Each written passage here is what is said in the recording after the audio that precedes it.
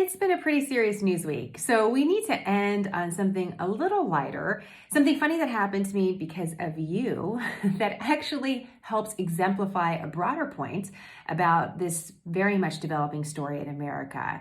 See, last night we were doing an Instagram Live, and several of you were messaging me about a turtle. And it's been a weird week, but I hadn't seen any news about a turtle at all. I had no idea what you were talking about. And then I saw it. That is the President of the United States. That is the most powerful person in the world. And we see him like an obese turtle on his back, flailing in the hot sun, realizing his time is over. But he just hasn't accepted it, and he wants to take everybody down with him, including this country. So 3 quick things. Number 1, I have never seen an obese turtle. Number 2, I've never even thought of an obese turtle. Number 3, that's a lot of things, but that's not journalism. The media's telling of this huge story of who the next president will be is becoming a factor in the story itself. We're seeing that in all sorts of ways, from which media outlets are calling different races to how certain journalists are feeling about the story as it develops. At times, journalists are actually becoming part of the story instead of focusing on reporting on it. And what we're seeing is that some of the problems that SmartHER News wants to solve are in Technicolor this week. Some of you have asked questions about our coverage and how we make certain editorial calls. So I thought, let's just take a moment to talk a little bit about that today. Who the next American president will be is a very important story. It's also a very emotional story. And my job as a journalist is to always control my emotions. Imagine if you went into a doctor's office and you were awaiting results, and the doctor walks in and says, have you seen, this is crazy. You're never gonna make it.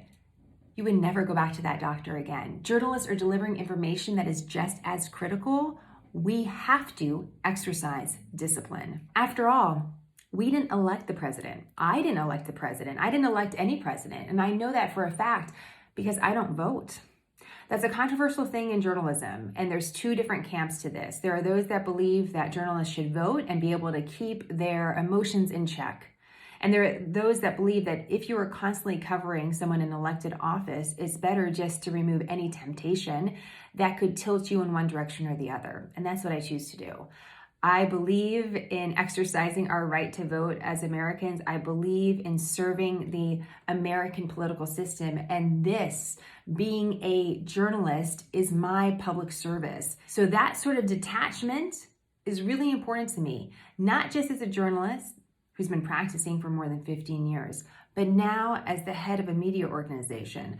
I hope that we are going to grow SmartHER News into a huge group that will be able to serve you best. And there's no way that I would try to influence other journalists to do the same as me, but I am the leader of this group, and this is my choice, because I never want you to think behind the scenes I'm putting a tally on one side or the other.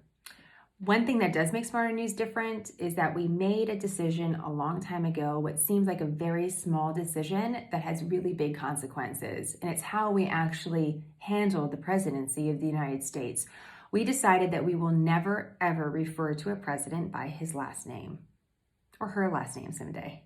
We're not in a baseball field somewhere, yelling out last names. This is the presidency of the United States. We show respect for those in office, and just that simple move instantly elevates the conversation.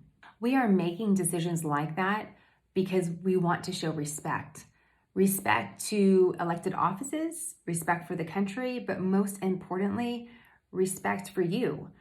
Because we work for you. That's one thing that journalists and whoever the president is have in common. And it's interesting how infrequently people in power remind you of that. Imagine if for 30 seconds in news coverage, you heard a little bit more about why you matter and a little bit less about what somebody thinks about a certain situation. We're here to serve you so you have clarity about what's happening in the world and feel equipped to participate in any conversation, in any decision, and to really feel like you can assume the full role as a citizen. That's what journalism, that's what freedom of the press is supposed to deliver.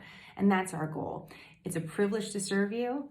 We are grateful to be together during this wild time. And no matter how much you think at times we're helping you, which we're so grateful to hear about, the reality is you're really helping us live out a dream to create a solution in news.